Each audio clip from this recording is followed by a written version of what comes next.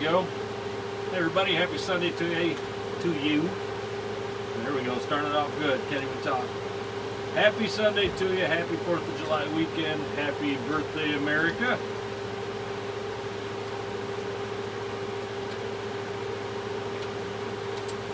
Kyle, how you doing?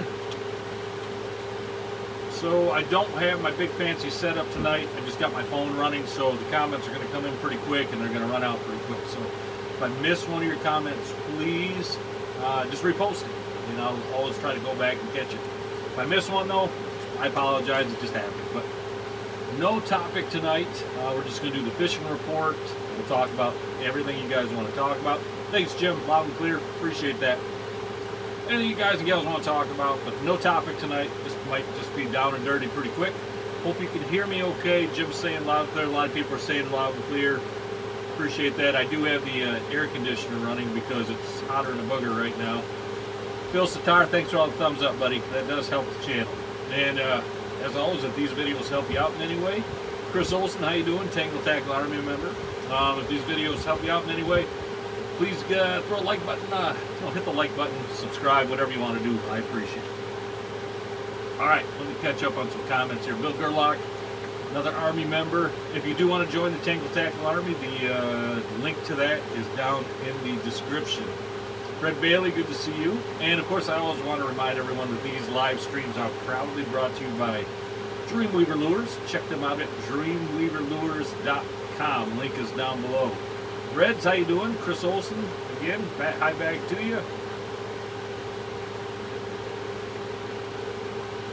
Steelhead, heavy in the creeks down south. Interesting. Okay. Thanks, Jason C, for the emojis there. Those are pretty cool. I think you get those through the Tangle Tackle Army membership. You get some custom emojis. Cayuga Lake, New York. John, good to see you. Thanks for being on here, my friend.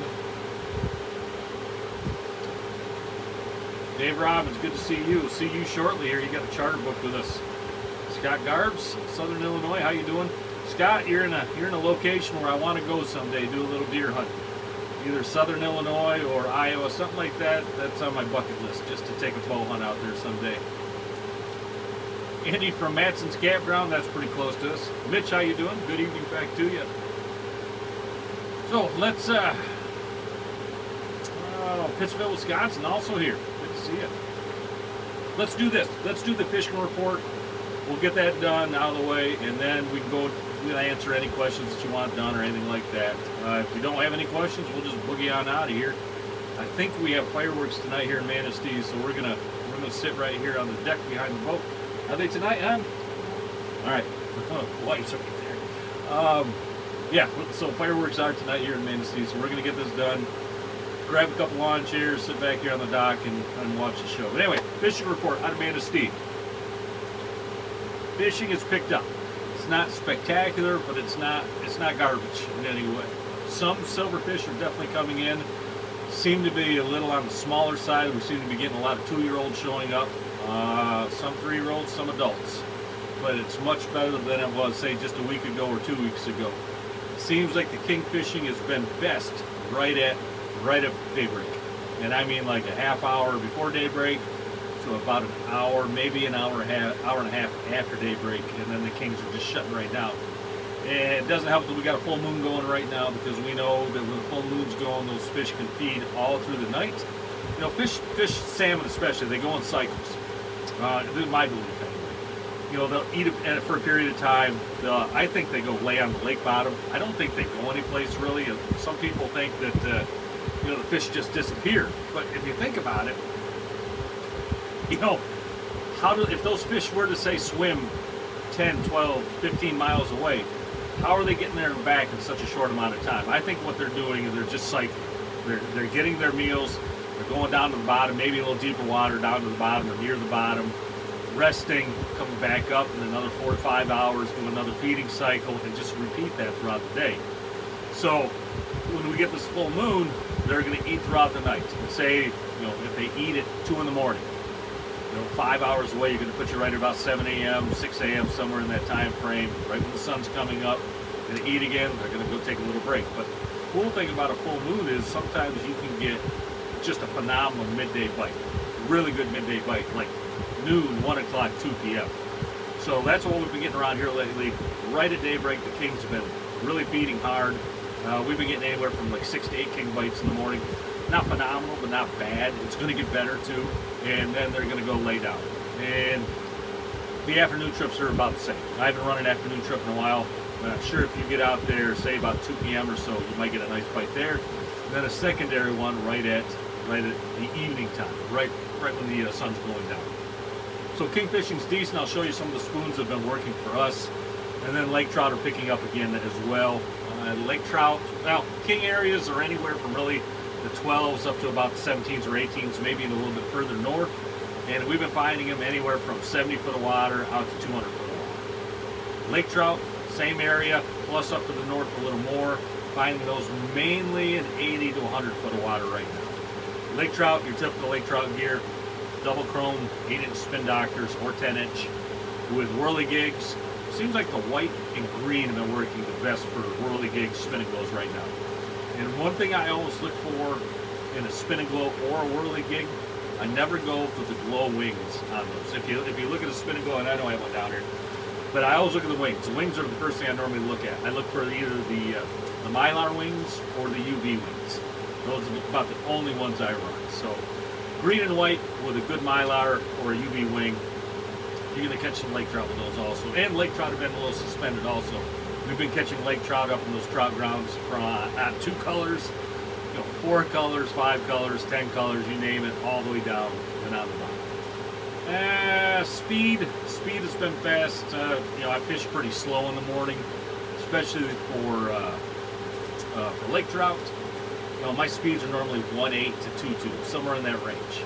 And fish hawk's really nice to have in that time. Of course, you can really dial in your speed. A lot of times, when I'm just lake trout fishing, I'll actually look at my center downrigger, the angle of that downrigger cable, and I'm watching, of course I'm watching for that downrigger ball to bounce on the bottom.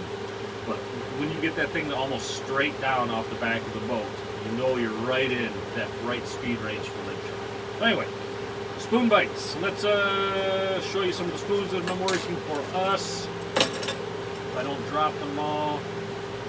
Yellow and green goby, moonshine, standard size, always good. That thing almost lives on a downrigger for me daily. Either my mate's got it out or I got it out. Green goby's been good also in the downrigger, down deep, like right down by the bottom. Lake trout have been grabbing onto that. King bites have been coming. Had a few good bites on the green knight, standard size, not in the RV, just the regular. Also the UV. I just forgot the name of this flounder pounder, the green flounder pounder. Forgot the name for a second. That's been getting bit. A-bomb. Love that spoon. Absolutely love that spoon. That thing lives on something. Normally I have 2 or 3 of those out. That thing lives on this boat. Blue flounder took a couple bites the other day, and then it turned off. It might still be going, hard to say. High lines, I've been running a ton of fireballs. Either Yek with the dingleberries or Dreamweaver. Both are really good. And then of course the golden goose, gold rasta goose. That thing is always out there someplace as well. So that's been about my best spoons lately. Not many flasher fly bites. I know some other boats have been getting a few flasher fly bites. Not a lot of meat bites either. I haven't run a meat rig probably, well, it's been a couple weeks, but I'm sure that's going to come around soon also. So mainly spoon bite. I've been running a lot of 2 colors, a lot of 4 colors, a lot of 5 colors, 8 colors, 7 color, occasionally a 10 color. I'm not running a bunch of deep coppers right now with the water still being cold. Finding a lot of fish still up in the upper water columns. So all those colors up to about a 10 color are probably going to work for you. Divers, when I am running divers for kings, high divers been like 120 back, low divers been like 40 or 80 back. I'm sorry, 80 to 90 back. Then of course when I switch over to lake trout, I put those divers right down on the bottom. Timmy, blind osprey, crab face. Yeah, crab face is a good spoon, Tim. You're not kidding. All right, that's your fishing report. Again, I don't have a topic for you this week. Hopefully I'll have, well, we'll see what I can do for you next week. One of these Sundays I know I'm going to be on a charter, I have no doubt. It might be next Sunday, but if not, throw a comment out right now. We've got about 110, 112 people on here right now. Throw a comment on here. And I'll go back and read these comments. I always do. But throw a comment out right now. What is a topic that you want covered? You know, this channel belongs to all of you as much as it belongs to me or anybody else. So let's see what everybody wants. I'll go through and I'll pick out some of the majority decisions, what people want, and we can do some topics up on those.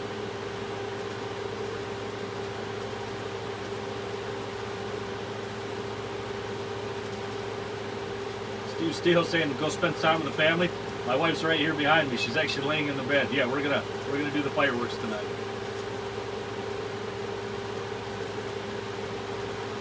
Speed of the ball for moonshines, mags, and standards. I'm still kind of a slow. Not kind of. I'm a slow troller. Some boats are fast trollers. Early in the morning, I'm 1.8, 1.9, up to maybe 2.2, 2.3, somewhere in there.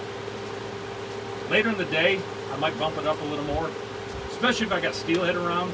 I like bumping the speed up a little bit, but when I'm dual purpose fishing, like if I'm running the lake trout gear down on the bottom for trout, I hate bumping speed up too much because those lake trout love that slow speed. But we have been getting quite a few steelhead around also on high lines, and again, they love those two spoons right there, Fireball and that Golden Goose. All right, somebody just threw something down there about meatheads, and maybe he was calling me a meathead. Somebody said something though and I missed it. Again, these comments come through so quick, so throw them back in there. If I missed your comment, please throw something back in there and I'll see if I can catch it.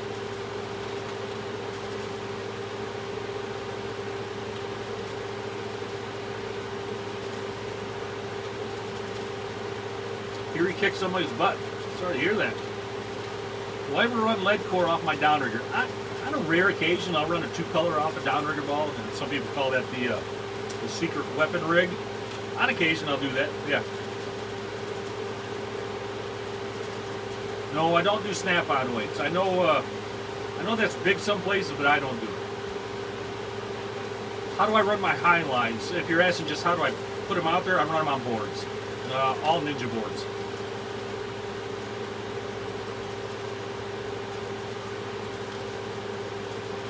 Do I think it's worthwhile to have all the lead core and all the copper lines? Yeah, I do.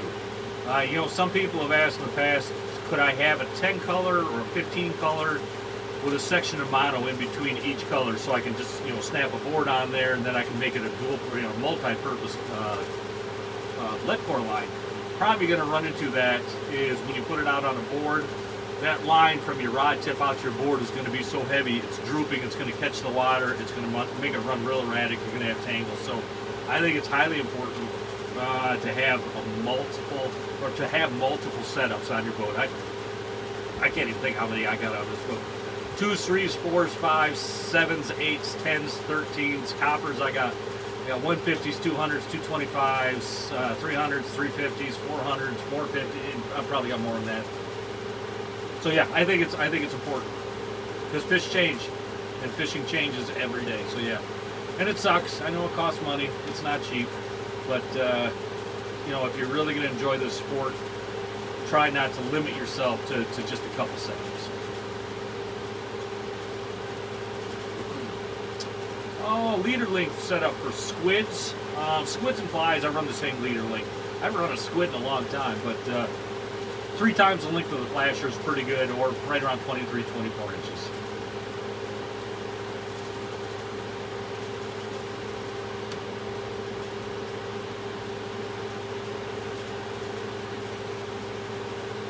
Yeah, fishing will make you poor real quick. Yeah, just don't do it. Just go start a pile of money on fire. You can do that also. Do I think the smoke or the haze affects the feeding under a full moon? I think it's possible. Yeah, I think it's very possible. I wouldn't put too much stock into it, but yeah, of course it's possible.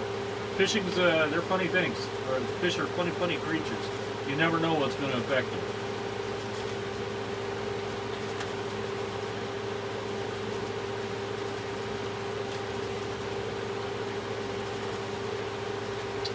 I run inline boards, clip-on boards, John.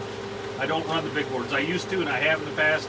I like them, but you're limited to a lot of things you can do with them. So yeah, I run Dreamweaver inline planer boards. I run all the big ones. I don't run any of the small ones. I'm running almost all big ones. So even if I just got a 2-color out there, it's probably on I know it's not probably, it is. It's on one of the bigger boards. Tim, you want to walk down and be a live audience? You'd be bored, man. I appreciate the offer, but you'd be bored. Yeah, and that's another thing with boards. You can have issues getting other lines out.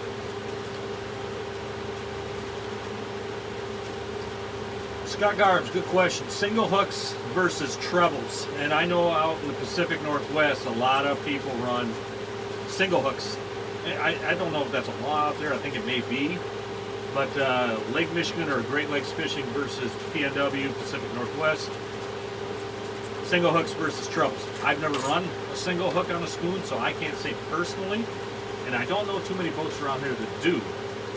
But I do know this. You get an octopus hook in the corner of a fish's mouth, that thing is not going to come off. You're going to drag that thing around if you want to. Could it, I don't know, you know, spoon action maybe could be affected in some way. Spoons are funny creatures too. You know, just change out a spoon on something and put too heavy or too light of a spoon on, and that spoon action can get really, really funky, wonky on you. So it might be worth experimenting with. Long-winded explanation. I don't know. That's your answer after me talking about it for a minute. I don't know.